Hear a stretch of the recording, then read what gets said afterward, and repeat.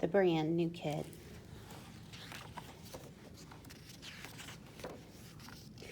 Ellie McSnelly and Carrie O'Toole were running and laughing. Their first day of school was today, and they wondered just what was in store.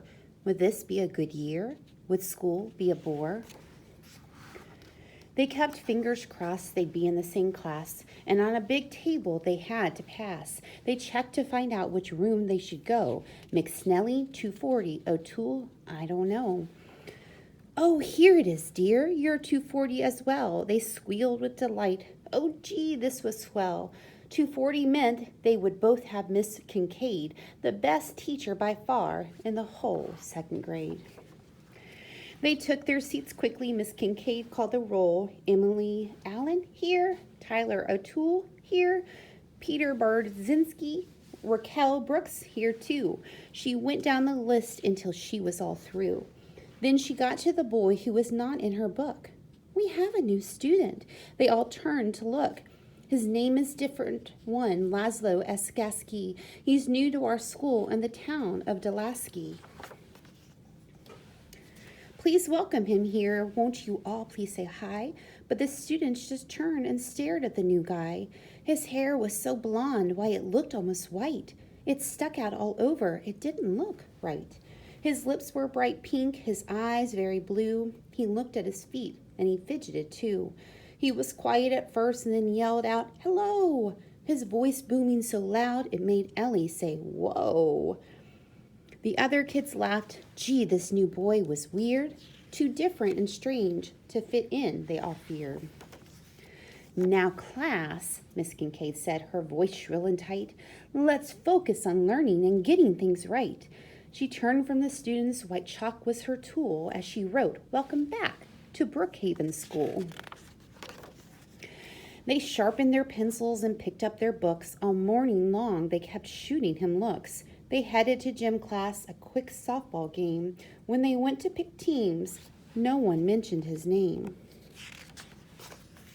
At lunch, Ricky Jensen, who thought he was cool, made everyone laugh when he shouted, "Hey, fool!"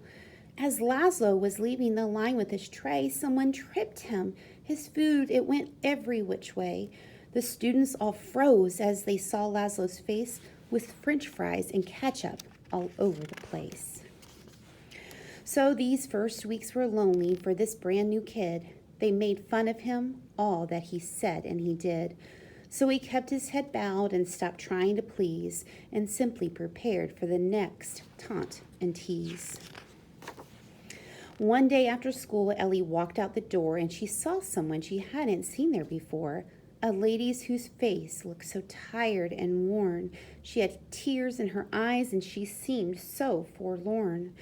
"Who is that?" Ellie asked of a student she saw. "Oh, that's Laszlo's mother," said Susie McGraw. "Her son's having trouble. She might pull him out. This school may be wrong for him. She's full of doubt." Ellie watched Mrs. Gasky as she walked toward her car. She thought about how things were going so far, about Laszlo and how he felt different and strange, and wondered aloud just what she could arrange. "I've got it," she said. "I'll ask him to play at my house or his after school ends one day." The next morning she walked up to him at his locker. "Would you like to come over and maybe play soccer?" Stunned, he said, "Please come to my house and play." So Ellie said, "Sure, I can. Let's pick a day." "How about Thursday?" he asked with a smile, a look that he hadn't been on his face in a while. They walked home from school with their books in their arms, passing meadows and fields and a couple of farms. They arrived at his door, greeted by his French poodle, and Mrs. Gasky was there with a plate of warm strudel. As they munched on the pastry, they made quite a mess, and Laszlo said, "Do you know how to play chess?" Ellie said, "Yes, but I'm not all that great." "That's okay," he replied, and he soon said, "Checkmate." The afternoon ended. Ellie said, "This was fun." Laszlo just smiled and said, "Hey, thanks a ton for coming to my house and being my friend at a school in a town where I don't fit in."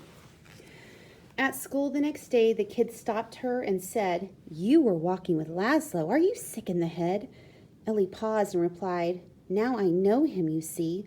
Laszlo isn't that different from you and from me. He's terrific at chess and his mom's really sweet. Playing soccer, the guy doesn't have two left feet. He may look slightly strange, have an accent and stuff, but if you knew him, you'd like him. It wouldn't be tough. Carrie looked at her friend and she thought for a while, and when Laszlo walked up, she gave him a big smile. Hey, Ellie. Hey, Laszlo. Do you want to go play? And they all walked outside on a beautiful day.